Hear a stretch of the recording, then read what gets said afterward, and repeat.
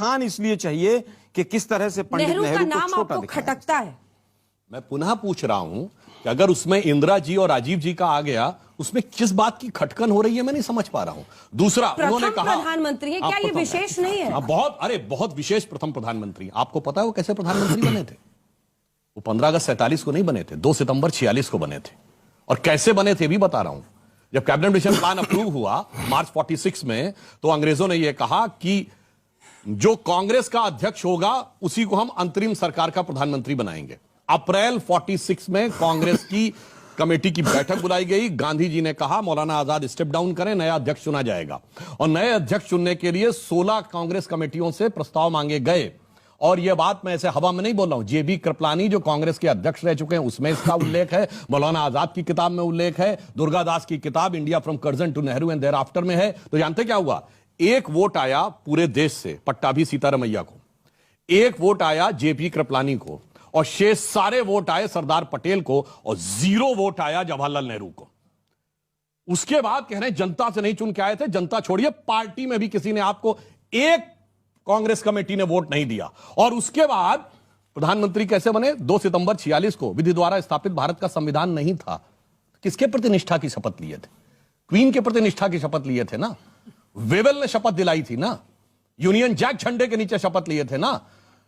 अब वो खड़े हुए हैं, डॉक्टर राम मनोहर लोहिया जैसे लोगों ने उस कैबिनेट में शामिल होने से इनकार कर दिया था कि क्वीन के प्रति निष्ठा की शपथ नहीं लेंगे।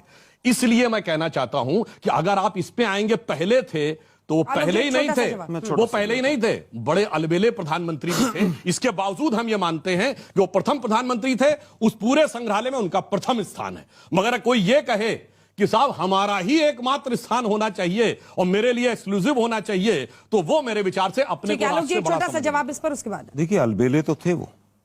आज अमेरिका में सिलिकॉन वैली में जितने लोग, लाखों लोग बैठे हैं, उसी अलबेले व्यक्ति की देन है। अच्छा, कि जो आईआईटी से और आईआईएम से और तमाम जगह से पढ़कर वहां सीईओ बनकर बैठे हैं।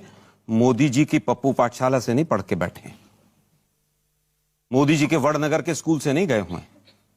मैं किसी स्कूल को छोटा नहीं कर रहा हूं, लेकिन वो व्यक्ति, उसका विजन उस समय पर इतना बड़ा था कि शायद मोदी जी का विजन आज भी इतना बौना है कि अगर एक दूसरे के सामने रख दिया जाए तो मोदी जी का विजन दिखाई भी नहीं देगा। मोदी जी का विजन बस 80-20 तक शामिल है। अब जो लोग कह रहे हैं कि साहब वो तो शपथ इसकी ली थी, उसकी ली थी, भाई 47 में तो देश आजाद हो गया था। आरएसएस ने तो 52 साल तक झंडा नहीं फहराया तिरंगा। 2 रंग होने चाहिए। 2 से बड़ा लगाव है आरएसएस को। 200 का नोट आएगा, 2000 का नोट आएगा। 2 से बड़ा विशेष प्रेम है आरएसएस को। उसकी कहानी किसी दिन फिर बताएंगे अंजना जी के शो में। दिक्कत यह है कि 1946 में जब हमारा संविधान नहीं था तो किसकी शपथ लेते? भाई हमें किसी भी तरह से उनसे मुक्ति चाहिए थी। क्या वो लोग मुक्ति दिलवा रहे थे जो भारत छोड़ो आंदोलन में अंग्रेजों की सेना में लोगों को भर्ती करा रहे थे?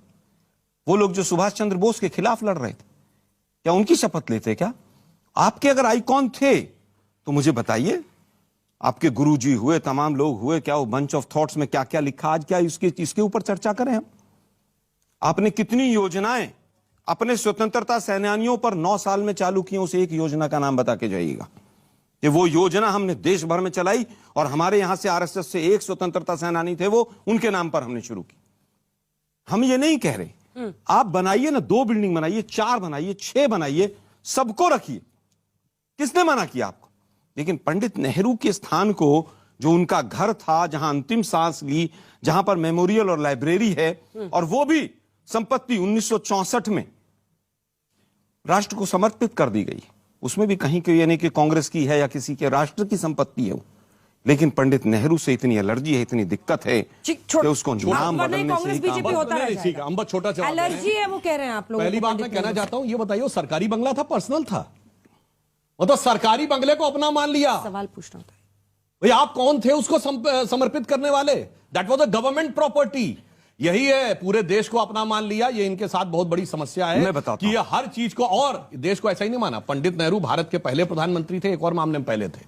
वो देश के ऐसे पहले प्रधानमंत्री थे जिन्होंने अपनी सरकार के द्वारा, अपनी अध्यक्षता में बनी कमेटी से अपने को भारत रत्न अर्पित करवाया।